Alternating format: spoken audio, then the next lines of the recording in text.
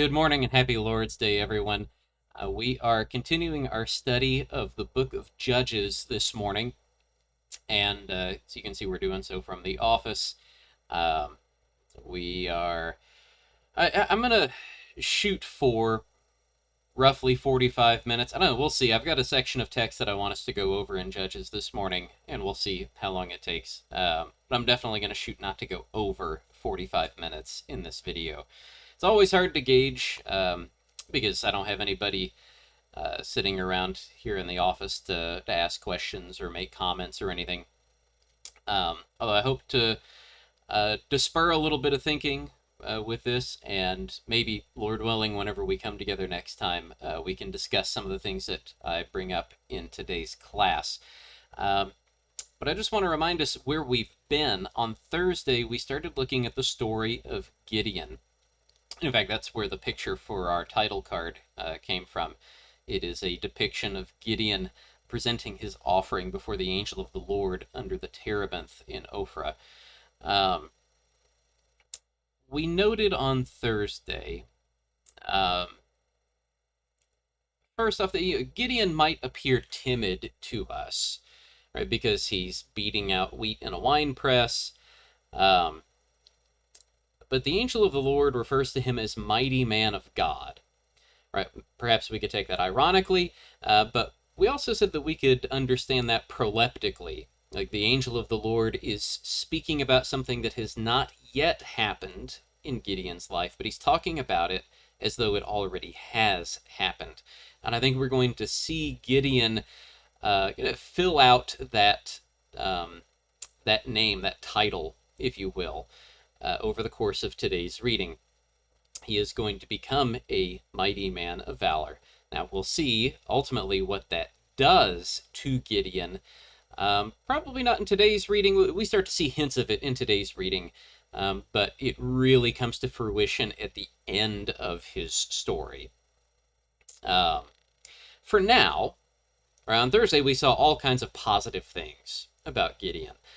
There are some fruitful and promising comparisons between Gideon and Moses and Gideon and the patriarchs that we noted on Thursday. Um, and so, again, the text is giving us at this point it's inviting us to view Gideon positively. And then on top of that, you've got um, the pretty bold action that he takes in tearing down the altar of Baal and chopping down the Asherah pole. And it's bold, even though he does it at night, because he knows ultimately he's going to face some resistance, and he does. The men of the village want to kill him the next day for what he has done. And his father Joash tells the men of the village, like, are you going to contend for Baal? Right? If Baal's a god, let Baal contend for himself. And so Gideon gets this nickname, Jerubbaal. And that was the last thing that we looked at on Thursday. We still want to keep our finger on that name, by the way, remembering that it's just made up of the word contend attached to the name Baal. So there's all different kinds of ways to read that name, right? Baal contends, or he contends with Baal, right? An antagonistic reading of that name. There's also a sympathetic reading of that name. Baal contends for him, or he contends for Baal. Right now, at this point in the story, very clearly we are to understand it as the antagonistic meaning. That Gideon very plainly is contending against Baal. He's just torn down his altar. Um, and he's going to, well, we'll see where this goes.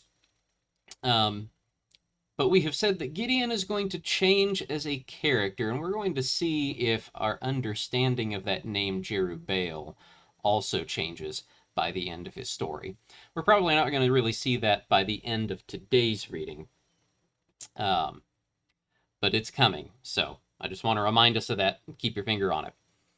Um, for this morning, we are going to finish up chapter 6 and get into chapter 7. We will not, I don't think that we're going to finish chapter 7. Um, the last little bit of chapter 7 ties into the beginning of chapter 8, having to do with the tribe of Ephraim. So we're going to leave that for next week. So let's start in chapter 6, verse 33, and we will read from there.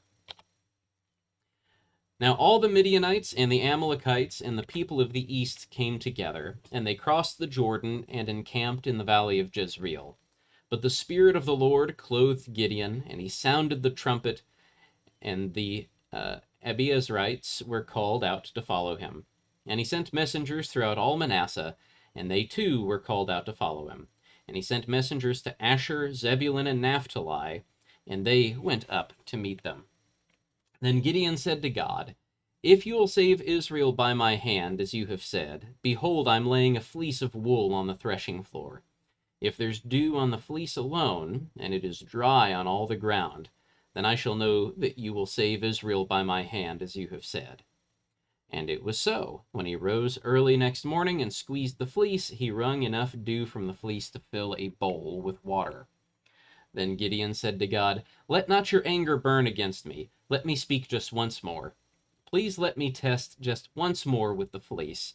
Please let it be dry on the fleece only, and on all the ground let there be dew."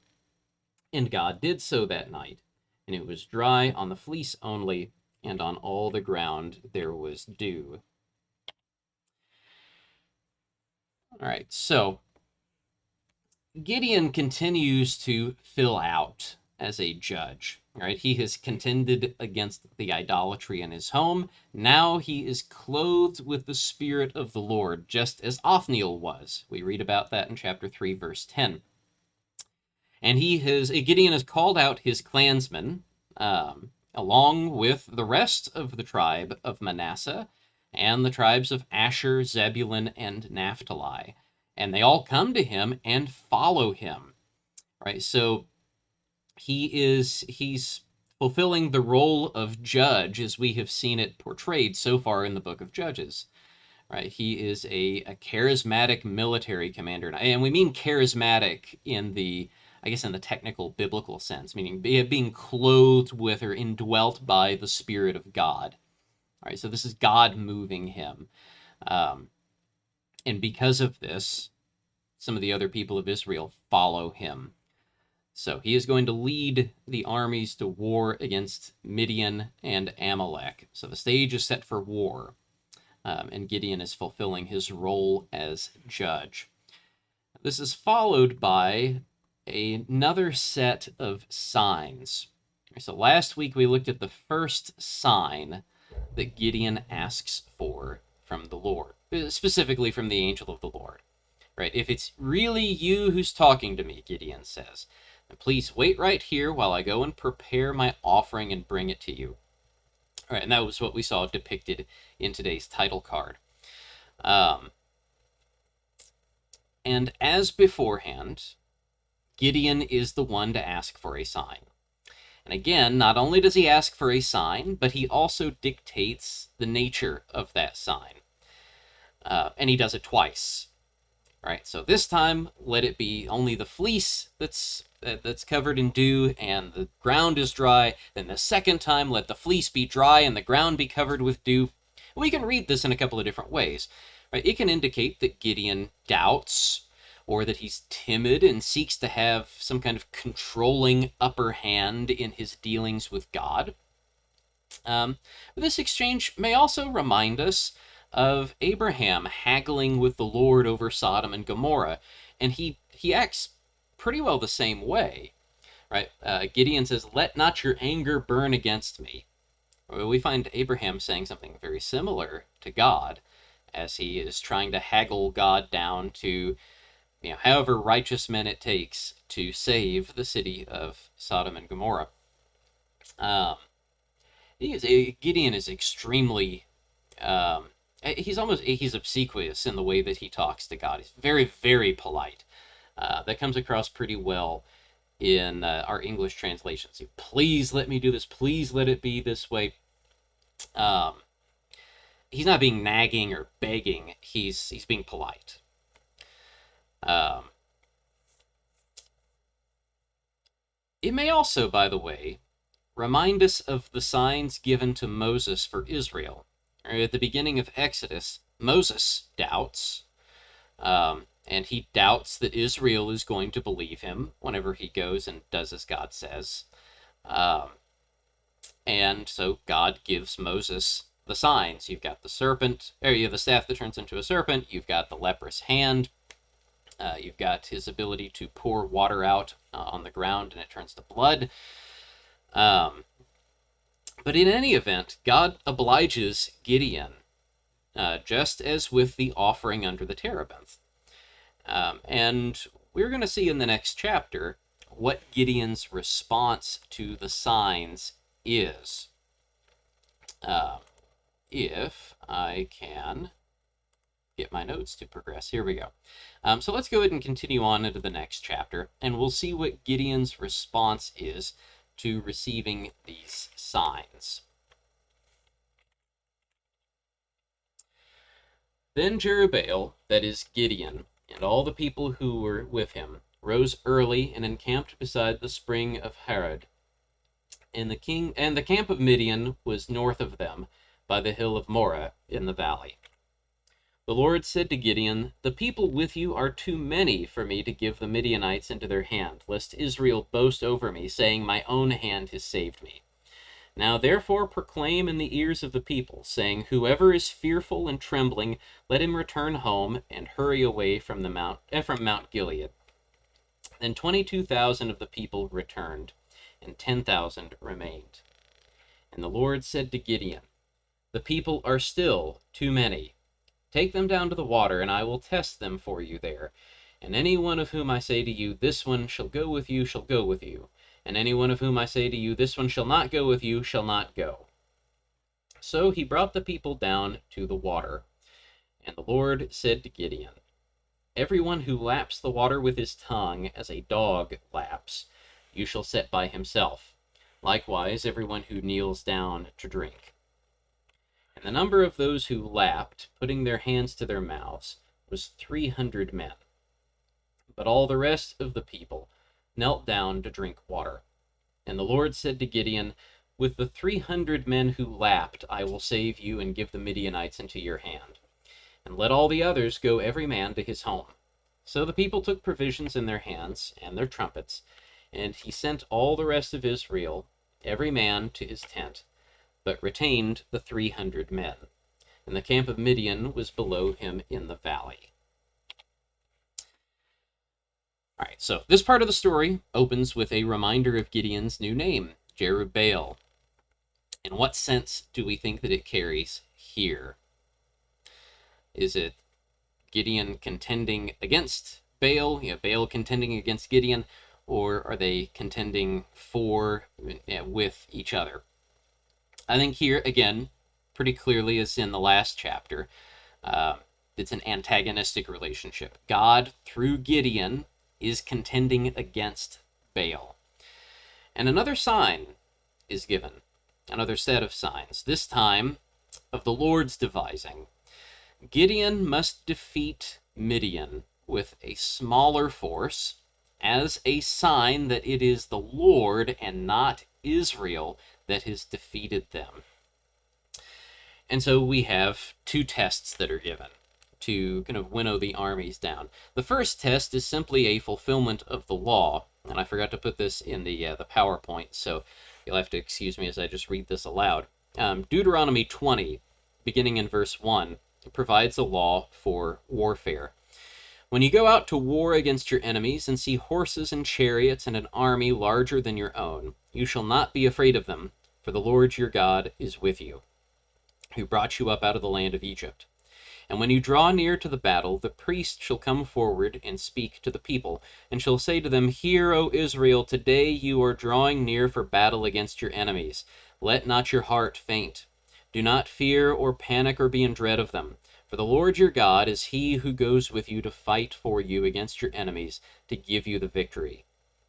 Then the officers shall speak to the people, saying, Is there any man who has built a new house and has not dedicated it? Let him go back to his house, lest he die in the battle and another man dedicate it. And is there any man who has planted a vineyard and has not enjoyed its fruit? Let him go back to his house, lest he die in the battle and another man enjoy its fruit. And is there any man who has betrothed a wife and has not taken her? Let him go back to his house, lest he die in the battle and another man take her. And the officers shall speak further to the people, and say, Is there any man who is fearful and faint-hearted? Let him go back to his house, lest he make the heart of his fellows melt like his own. And when the officers have finished speaking to the people, then commanders shall be appointed at the head of the people. All right, so the law requires that anytime Israel is about to go out to war, that the officers basically give their soldiers an out. If you're scared, just go home. And that is the test that God has Gideon apply here. And the result is pretty dramatic. You look at the number of people who leave compared to the number of people that had come together. Over 2/3 of the army leaves. And this is where this is happening, by the way. The spring of Harod. This is where it gets its name. Harod means trembling. It is the spring of trembling. And it seems pretty obvious from the text that this is what it's referring to. That you have this huge number of guys who they've come together to fight, but now that it's come down to it, realize that they are afraid of Midian. We're going to see why in just a minute. But they're afraid of Midian and they want to go home. So God sends them home. That's the first test. The second test is more confusing, and it is subject to a host of interpretations that I'm not going to be entertaining in this class because it's all speculation. I suspect it may be that this distinction between those who are lapping the water up like a dog versus those who are kneeling, I suspect this distinction is completely arbitrary. That it is, in fact, a lot like the test of the fleece. Right? Gideon just kind of comes up with this arbitrary test. Why should God have to make the fleece wet and the ground dry, or the ground wet and the fleece dry, to prove to Gideon that he is with him and that he's going to deliver Israel through his hand? There's no connection at all. It's completely arbitrary. I suspect the same sort of thing's going on here. God is turning that back on Gideon a little bit, but he's also turning that on Israel. Because this sign is going to demonstrate, remember, the whole point of this is to demonstrate that it is God who is winning the victory. It's going to demonstrate God's control over the outcome of the battle. Right? So why would 300 men win against an enormous army? We're going to see how big this army is as we continue the reading. In fact, I think we may not get an exact number of the Midianites until next week's reading. But why would these 300 guys win against, I mean, we're talking over 100,000 men. So I'll give you that spoiler. There's no human reason why these 300 Israelites are going to win against them. Right? There's not even, you've got the legendary telling of the stand of the Spartans at Thermopylae. You've got these 300 men, and there, I mean, even then, you have a human reason for it, right? That they pick a choke point, and that's their battleground. And even then, again, it becomes a legendary story because of what they accomplish. We're going to read what happens with these 300 Israelites. It's not Thermopylae, all right? It's not, again, there's no human reason for what happens here. It demonstrates God's control over things. Now, through all of this, the winnowing down of the army through these two tests, as a sign that it's God who gives the victory, through all of this, Gideon offers no objections. Maybe we would imagine him being timid and nervous about this. We don't get really any clear indication of that from the text. In fact, we're going to see the next sign that occurs in today's reading might be the kind of thing that we would expect Gideon to ask for, but he's not the one who asks for it. So let's continue on. We are now at chapter 7, verse 9, and we'll continue our reading. That same night the Lord said to him, that is Gideon, "Arise, go down against the camp, for I have given it into your hand. But if you are afraid to go down to the camp with Purah your servant, and you shall hear what they say, and afterward your hands shall be strengthened to go down against the camp." Then he went down with Purah his servant to the outposts of the armed men who were in the camp, and the Midianites and the Amalekites and all the people of the east lay along the valley like locusts in abundance, and their camels were without number, as the sand that is on the seashore in abundance. When Gideon came, behold, a man was telling a dream to his comrade. And he said, "Behold, I dreamed a dream, and behold, a cake of barley bread tumbled into the camp of Midian, and came to the tent, and struck it so that it fell, and turned it upside down, so that the tent lay flat." And his comrade answered, "This is no other than the sword of Gideon the son of Joash, a man of Israel. God has given into his hand Midian and all the camp." All right, so the Lord now issues his command to Gideon. "Arise, go down against the camp, for I have given it into your hand." We're talking about battle here, not talking about Gideon sneaking down into the camp. The Lord commands him to take his army down against the camp. And it's at this point that we might expect Gideon to ask for a sign, but instead, God volunteers a sign to him. If he's fearful, all right, so evidently Gideon is experiencing some trepidation, we'll say. But if he's fearful, God says, look, sneak down into the camp with your servant Purah and eavesdrop. And what you hear there is going to strengthen you. It's going to give you confidence to obey this commandment, to go against the camp, meaning to wage war, enter the battle against Midian. So Gideon goes down with his servant Purah, and the description that we get of the Midianites and the Amalekites is not at all encouraging. They lay along the valley like locusts in abundance. And this harkens back to the description that we got of the Midianites at the beginning of chapter 6, where they're also referred to as locusts. So again, we've got this plague-like comparison for Midian. There are camels without number like the sand on the seashore. We've heard this kind of description before. That's the kind of terminology used to describe Israel. Right, so again, we're seeing that, as we said on Thursday, we're seeing things kind of reversed against Israel. Right, God promises Abraham that his descendants will be innumerable, right, like the sand on the seashore, or like the stars in the heavens.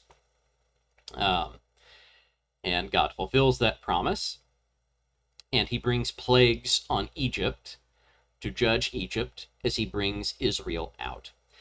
Now, Israel has sinned, and now it is Midian who comes on Israel as a plague, and now it's Midian that is so innumerable that we're not even talking about their people. Their camels are without number like the sand on the seashore. All right, so you see how things have been turned against, reversed against Israel on account of their sin. But you've got this enormous war camp laid out in front of Gideon and Purah. And out of all of those men and animals, out of that enormous war camp, and again, we're going to learn later on, it's over 100,000 men. In the midst of all of that, Gideon and Purah just happen to come near the one campfire where you've got one guy telling his friend about a dream that he just had. All right, talk about a needle in a haystack. Right, so this is obviously providential, what's going on here. He tells this dream about a barley cake that rolls into the camp of Midian, overturns the tent.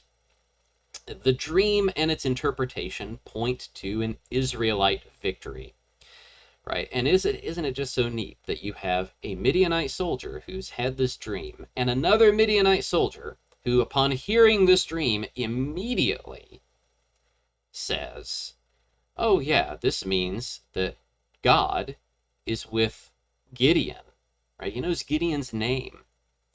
Um, and he is willing to confess that his own people, the Midianites, are going to be defeated at the hand of Gideon. Right? It's a completely incredible thing.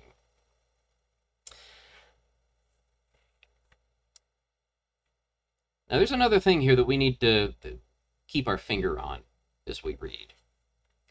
Right? So this vision, it's going to have its intended effect. Gideon is going to take courage, and he's going to go into battle against the Midianites. But I want us to notice, I want us to pay special attention to the interpretation of the dream that the Midianite gives this comrade that we read about at the end of the reading.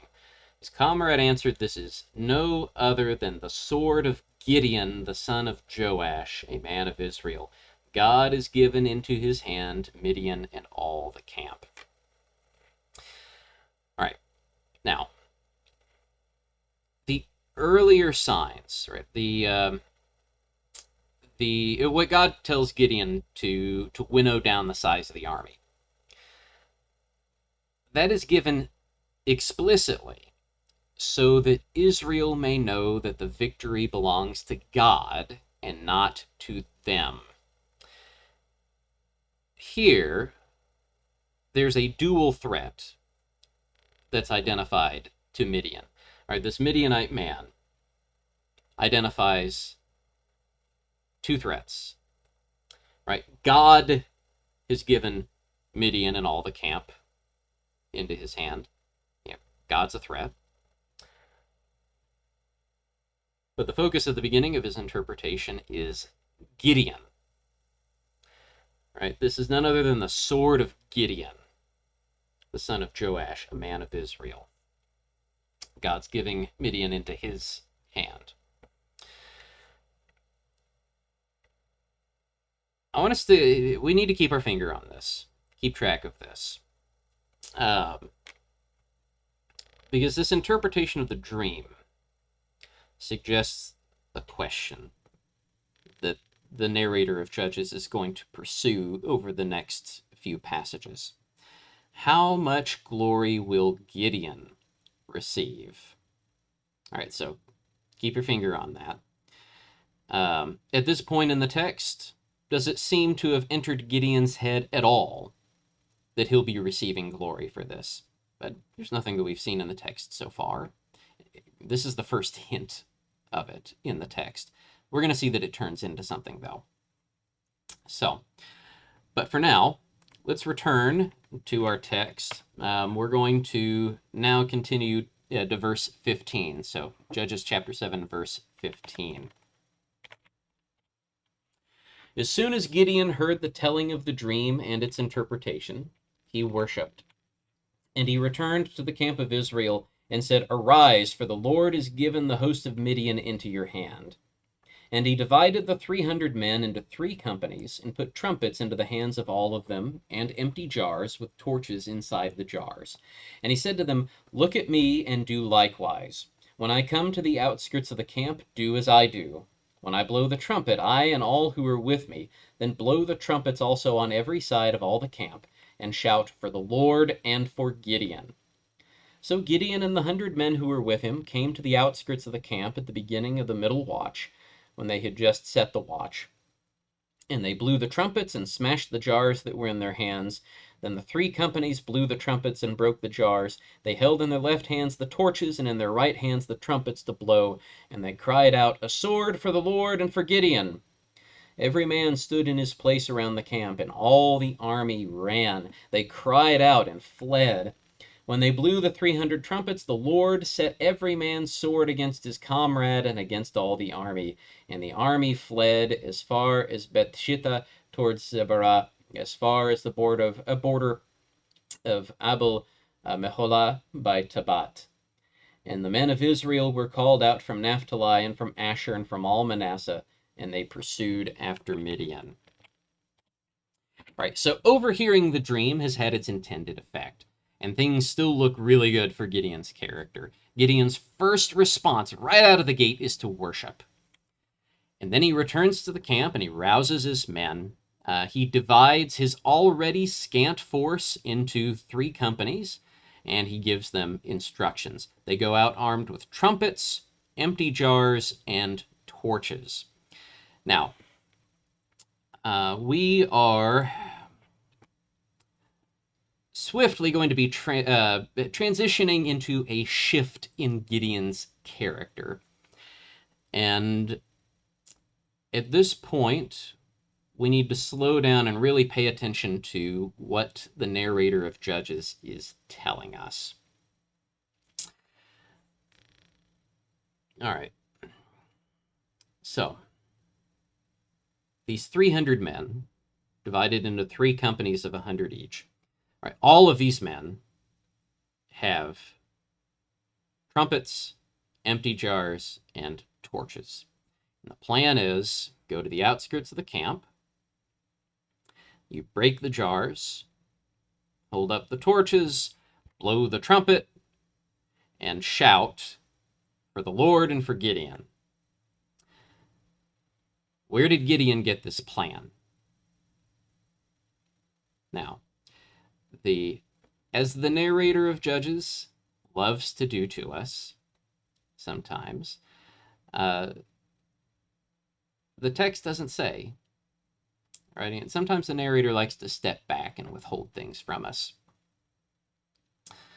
The text does not tell us where Gideon has gotten this plan. What we do see is Gideon transformed. There's no longer any hint of timidity. He speaks with complete confidence. Right? Who does he tell his 300 men to look to? Look to me, he says. All right, sign of good leadership. We could read it as that. We could read it as something else as well. Again, this is something to keep our finger on. But what does Gideon tell the men to shout? For the Lord and for Gideon. Again, we're going to see where this is going. At this point, we're just left to question. Right? Is Gideon beginning to glorify himself? We don't know yet. The answer is going to become clearer as we go along. But I want us to notice we have Gideon transformed. He is a confident leader. He has told the army to shout for the Lord and for Gideon. And this plan, we don't really know where this plan has come from. Did it come from the Lord? Did it come from Gideon? We don't know. So Gideon and his 3 companies carry out this plan. They go down as the middle watch has just been set. They, we get the idea that maybe they surround the enemy camp. Actually, now that I say that, let me go back in the text and look. Okay. No, it doesn't say that they surround the camp, just that they come to the outskirts of the camp, and that there's 3 companies of them. So, I mean, we've got to be careful as we're looking at this. It just struck me, like, wait a minute, 300 guys surrounding over 100,000 guys in 3 companies. Is that not quite going to work? But what happens is these 300 guys come to the outskirts in 3 companies. They blow the trumpets, they break the jars, they hold in their left hands the torches, in their right hands the trumpets to blow. They cried out, a sword for the Lord and for Gideon. And then we learn that the army panics. They start fighting and killing each other, and they run away. Now, here's a question for you. What causes the Midianites to fight themselves and to flee? All right, this would be a good point since we've got to do this over video anyway. This is a good point to pause the video, reread the text. Is there anything that the text tells us explicitly that causes the Midianites to fight themselves and to flee? All right, so think about that for a second. Now, I want you to consider how maybe this story was presented to you in Bible class when you were a kid. All right, this is, I seem to remember being taught this as a kid myself. Why do the Midianites freak out and fight themselves and flee? Well, it's because they hear all of this noise and they see all of this light and they think that there's a big army surrounding them. And they freak out thinking that they have been ambushed by a superior force that's going to, come take them. And so they get confused and they start fighting each other and they run away. None of that's in the text, right? Absolutely none of that. There is one thing that the text explicitly tells us happens. In fact, we'll reread the text just so that we have it firmly in mind. Let's see. Let's go ahead and switch over here. When they blew the 300 trumpets, the Lord set every man's sword against his comrade and against all the army. All right. The text has set some things side by side for us, I think suggestively. What happens alongside the blowing of the trumpets, but the one thing that the text tells us explicitly is that the Lord set every man's sword against his comrade and against all the army. So, here's some more questions for you. This plan with the torches and the pots and the blowing of the trumpets and the shouting, this plan that we have already said that Judges does not tell us where this plan came from, if it's the Lord's plan or Gideon's plan. Does this plan have anything at all to do with the Midianites fighting themselves and running away? We should notice, what we should notice is that the text has put these things side by side, but has been coy about the connection between them. The narrator, again, has not told us where this plan comes from. He has not told us what role, if any, this plan had in causing the Midianites to panic. So we're left with a couple of options. It may be, and this is we've got like the kids' Bible class option. It may be that this was the Lord's plan, that he used the torches and the trumpets, the sound and the light, to throw Midian into confusion and into panic. That is, after all, reminiscent of the conquest of Jericho. That may be. Or there may be no connection at all. It may be that the torches and the trumpets were Gideon's plan.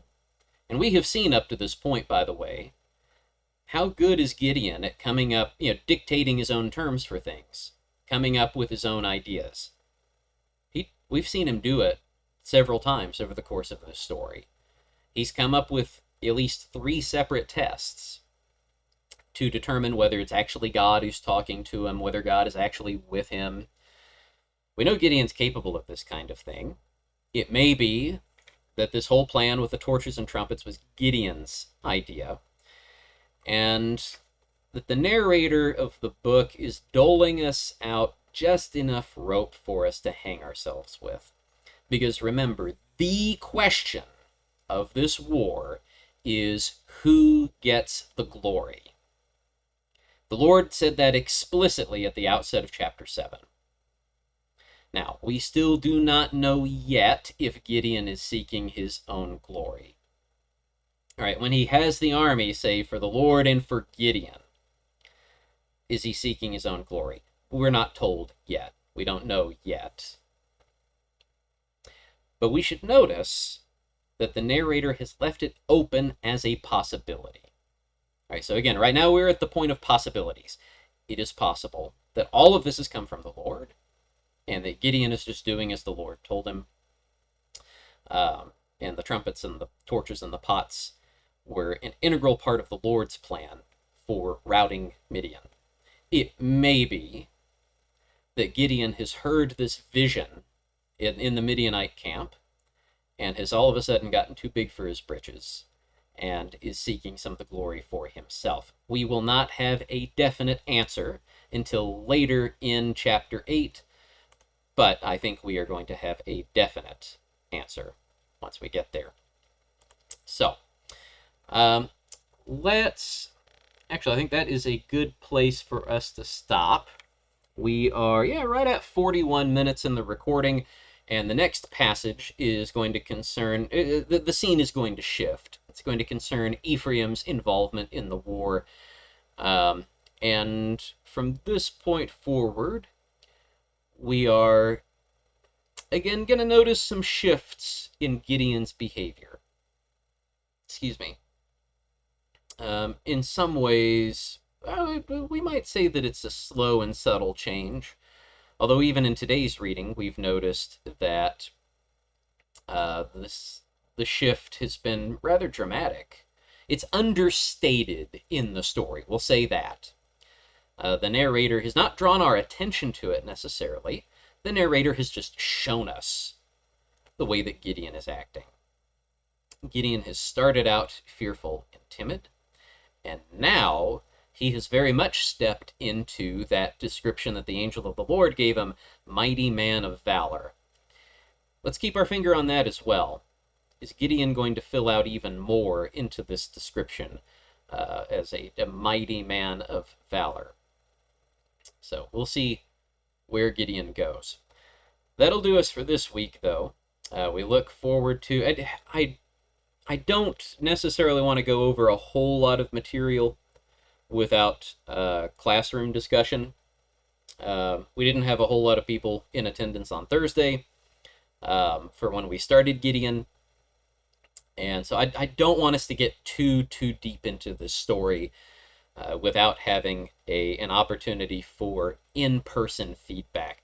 So if Thursday's class or if today's class has brought up any questions for you, or you've got anything that you want to add to the discussion of this, make sure to store that away for next Sunday. I'm not going to not going to release another recording for Bible class this week. Again, just specifically because I don't want us getting too far without that opportunity for classroom discussion. So, store those things away.